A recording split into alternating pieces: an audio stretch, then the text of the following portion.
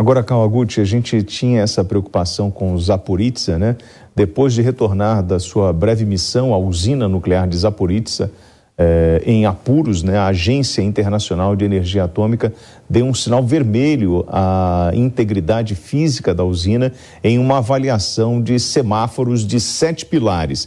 Inclusive, técnicos ainda estão na usina de Zaporizhzhia fazendo esse monitoramento, lembrando que a usina hoje está sob o domínio russo. Kawaguchi, sua avaliação sobre essa vistoria na usina? Uma coisa que a gente tem que elogiar a Agência Internacional de Energia Atômica, que não foi, a gente imaginava que poderia ser uma visitinha aí, uma coisa de um dia, fica um pouquinho lá e vai embora.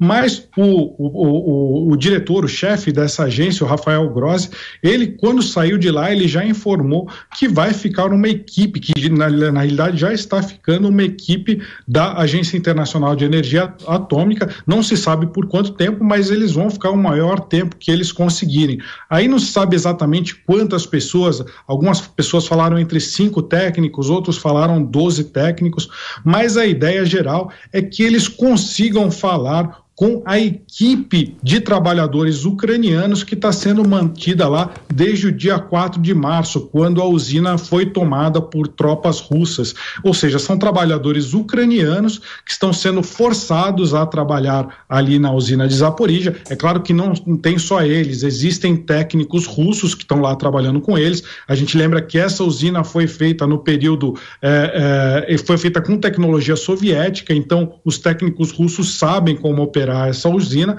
mas esses técnicos que têm toda a familiaridade, que estão há anos trabalhando lá, eles ainda são mantidos lá para ajudar nessa operação. Eles não podem simplesmente tirar os técnicos ucranianos e substituir pelos russos, porque pode dar problema.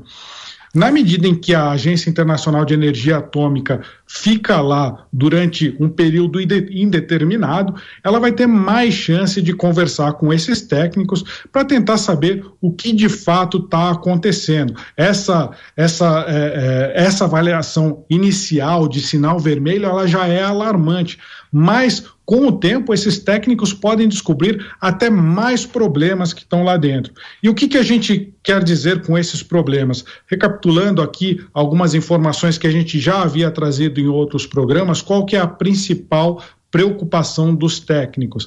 Essas usinas, elas têm uma espécie de proteção, ou seja, cúpulas que protegem esses reatores nucleares da queda de mísseis, da queda de granadas de artilharia. Eles são altamente resistentes. Eles resistem até, por exemplo, à queda de um avião de passageiros em cima de um reator nuclear desses.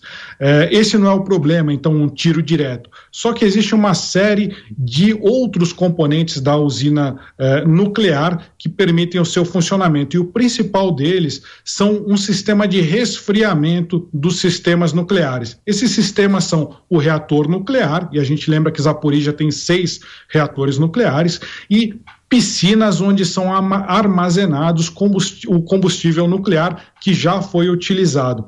Mesmo que a usina estivesse completamente desligada, esse material radioativo, que é urânio, ele tem aí uma meia-vida, ele tem uma energia que ele continua se aquecendo dentro do núcleo do reator e dentro dessas piscinas de material já utilizado, mesmo que a usina esteja desligada. Então você precisa ter um sistema de resfriamento que é movido a água, que fique funcionando 24 horas por dia. E esse sistema, ele precisa de uma alimentação de energia elétrica. A gente sabe aí que há menos de 10 dias já foram atingidas as linhas de transmissão que levam energia para dentro dessa usina, e ela teve que ser separada aí do grid do sistema elétrico da Ucrânia e foi conectada às pressas em uma usina termoelétrica que fica ali na região. Na semana passada isso deu certo, eles conseguiram fazer a reconexão e o sistema de resfriamento desses reatores não parou. Agora, se porventura eles não conseguirem fazer isso, eles ainda têm a opção de colocar em reatores geradores de energia elétrica a diesel. Mas se esses, por alguma falha, esses geradores não entrarem em funcionamento, e há alguns anos atrás já foi comprovado que muitos desses geradores eles têm problemas técnicos, eles podem falhar a qualquer momento, aí o que acontece? Existe um superaquecimento dos reatores nucleares e dessas piscinas. Nos reatores, eles podem levar até o derretimento do reator nuclear. Esse é o principal problema. Se houver o derretimento, você tem uma explosão, talvez não tão grave quanto a de Chernobyl de 1986, mas com certeza espalhando aí uma quantidade de radiação de proporções muito grandes. A outra hipótese seria incêndios nessas piscinas de material radioativo. Se essas piscinas, que são de água mesmo, se a água vai evaporando e não é substituída, o simples contato do material radioativo com a atmosfera já provoca um incêndio de característica nuclear. E isso faz a liberação dessa radiação na atmosfera. E dependendo das condições climáticas, você pode ter uma nuvem radioativa atingindo não só a Ucrânia, mas diversos países da Europa, inclusive a Rússia. E aí você teria uma catástrofe de grandes proporções, com produções agrícolas inutilizadas, muitas pessoas expostas à radiação, que podendo ou ter, se forem muito próximas, aí terem morte em poucos dias ou desenvolverem doenças como câncer, e também uma crise de refugiados de proporções inimagináveis, das pessoas fugindo dessa nuvem de radiação pela Europa. Então, é um cenário completamente catastrófico, e isso justifica a agência IEA ter dado esse sinal vermelho à integridade física da usina. É um dos piores cenários que podem acontecer nessa guerra. E a Ucrânia faz pressão para retomar Kherson. Inclusive, o governo ucraniano declarou que iniciou uma contraofensiva com o objetivo de retomar Kherson, provocando uma névoa de incerteza sobre como o esforço estava progredindo. Um dos principais conselheiros do presidente Volodymyr Zelensky enfatizou que, abre aspas, não haverá vitórias rápidas, fecha aspas, quando o ataque no sul começar.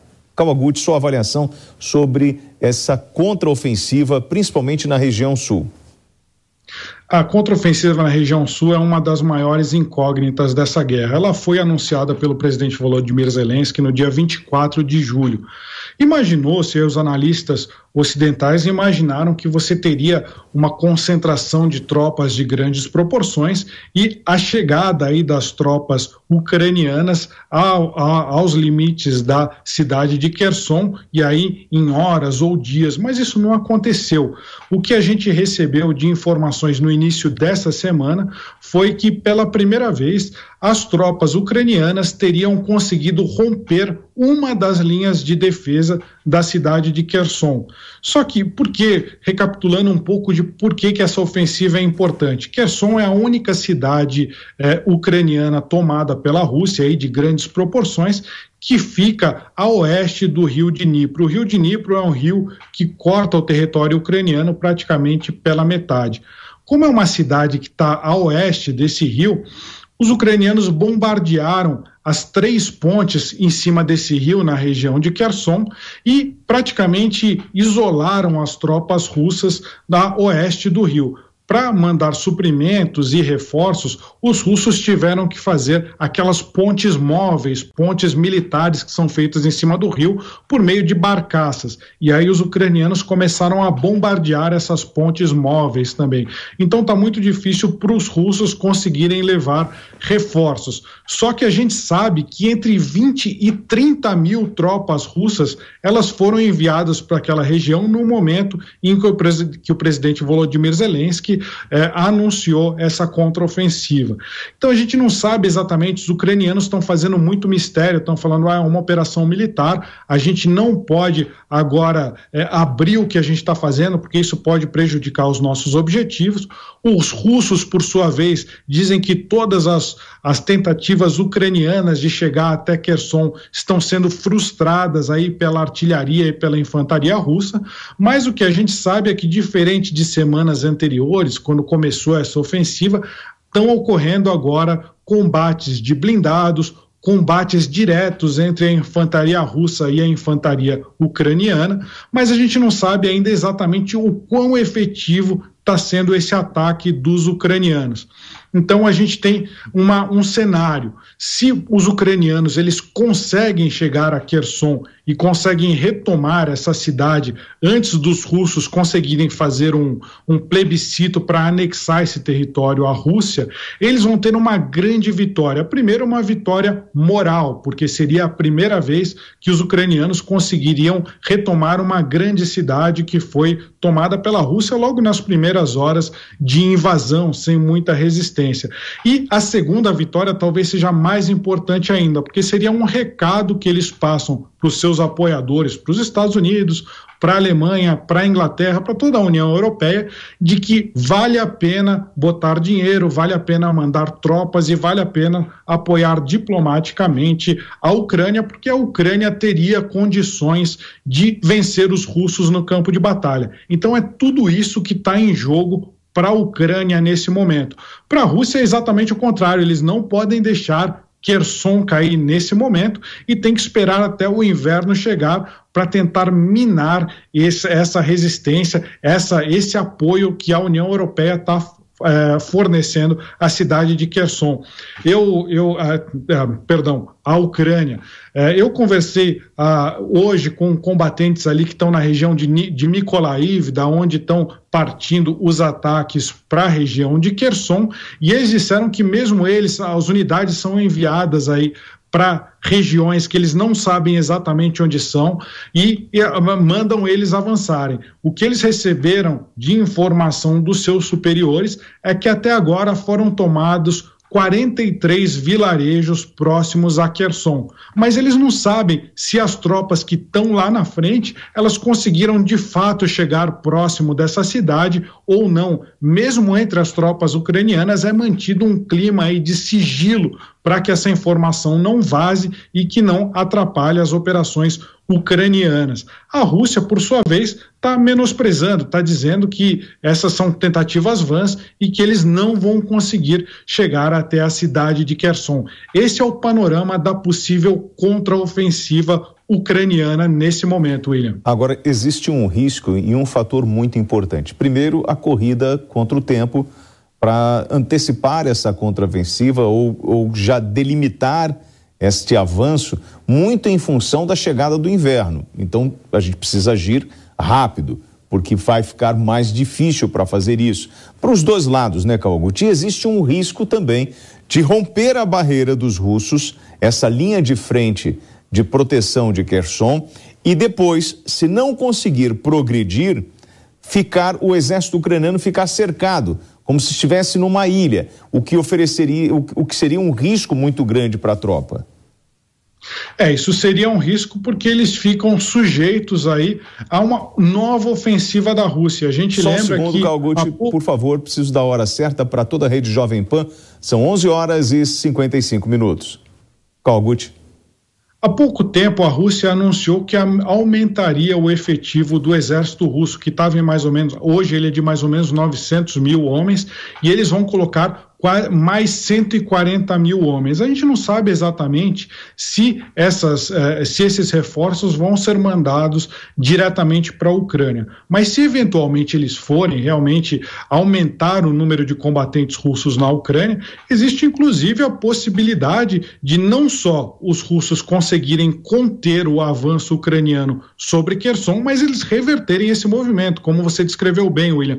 Ou seja, essas tropas que tentaram invadir Kherson, elas serem aí destruídas ou capturadas, circuladas aí pelas tropas russas que poderiam avançar em cima de Mykolaiv, que é a cidade da onde as tropas ucranianas estão partindo. Para a gente saber o que vai acontecer, tem uma série de fatores. Um deles é esse dos reforços da tropa russa. A gente não sabe exatamente o quanto de armas americanas conseguiram chegar, ou armas europeias conseguiram chegar na frente de batalha dos ucranianos. A gente não sabe qual que é a capacidade dos generais ucranianos de fazer uma manobra no campo de batalha que consiga sobrepujar as forças russas. A gente não sabe também qual que é o nível de preparação dos combatentes ucranianos para utilizar essas armas que estão chegando dos Estados Unidos e dos seus aliados europeus. Então ainda é uma grande incógnita do que vai acontecer nessa ofensiva. A gente lembra que essa não é a única aposta que o Ocidente, os Estados Unidos e os seus aliados estão fazendo para tentar vencer a Rússia nesse campo de batalha. Como eu tinha mencionado no início do programa, existe uma nova tentativa agora dos países do G7, que aí são as maiores economias do planeta, a maioria, e são, na prática, os Estados Unidos e os seus aliados europeus, mais o Canadá, o Japão. Você tem uma tentativa deles de fazer um cartel de compradores de petróleo. Eles querem fazer o quê? Eles querem acabar com essa vantagem que a Rússia está levando. Eles tentaram primeiro fazer sanções contra a Rússia. Essas sanções, apesar de terem diminuído a quantidade de petróleo que a Rússia vende, elas acabaram fazendo com que o preço do petróleo se elevasse. Então, com o preço do petróleo mais alto, a Rússia, mesmo vendendo menos petróleo, ela acaba tendo uma receita muito grande, até maior do que ela tinha antes da guerra. Então, o que os aliados e os Estados Unidos estão tentando fazer? A gente tem que fazer uma contraofensiva, não só ali em Kherson, mas na área econômica. E qual que é essa contraofensiva? É fazer um cartel para tentar fazer com que estabelecer um preço máximo de compra de petróleo russo. E como que eles vão fazer isso mundialmente? A maioria dos analistas acha que vai ser praticamente impossível, mas o G7 continua falando que vai conseguir fazer isso. E como que eles querem fazer isso? Eles querem fazer isso a partir de seguradoras, companhias de seguros. A maioria do petróleo que transita pelos mares do mundo, ele vem nesses grandes petroleiros, mas ele precisa de seguro. Esses petroleiros, eles não transitam sem que aquela carga seja segurada. E a maioria das empresas que fazem esses seguros, elas estão sujeitas às sanções dos Estados Unidos. Então o G7 diz, sim, olha, a partir de agora vocês só podem fazer seguro para aquelas cargas de petróleo que tenha um preço X, que não pode ser mais alto que X, eles não estabeleceram. Essa é a forma. Atenção, Calguti, eu vou receber toda a rede de rádios da Jovem Pan News. Atenção para a hora certa, atenção rede Jovem Pan, são meia-noite agora, neste exato momento. Calguti, você falando do G7, então a gente tem Reino Unido, Europa, França, Alemanha, Itália, Japão, Canadá, e a gente você fala sobre impor um teto, né, no valor do barril do petróleo. Porém, existe um personagem que a gente precisa levar em consideração, que é o russo, porque o petróleo é dele. E ele fala assim, tudo bem, o G7 então vai limitar o teto do barril do petróleo. Aí ele vai e vende para a Índia por um preço muito mais barato, e a Índia vai e repassa esse valor ou esse produto para fora. Nós chegamos já a fazer essa observação aqui, né? Não, perfeito, o teu raciocínio é perfeito, porque esse cartel, ele funcionaria se ele conseguisse reunir todos os compradores de petróleo do mundo. Mas você tem a China comprando a preço subsidiado, você tem a Índia comprando, a Rússia praticamente se tornou o principal fornecedor de petróleo da Índia, substituiu até a Arábia Saudita.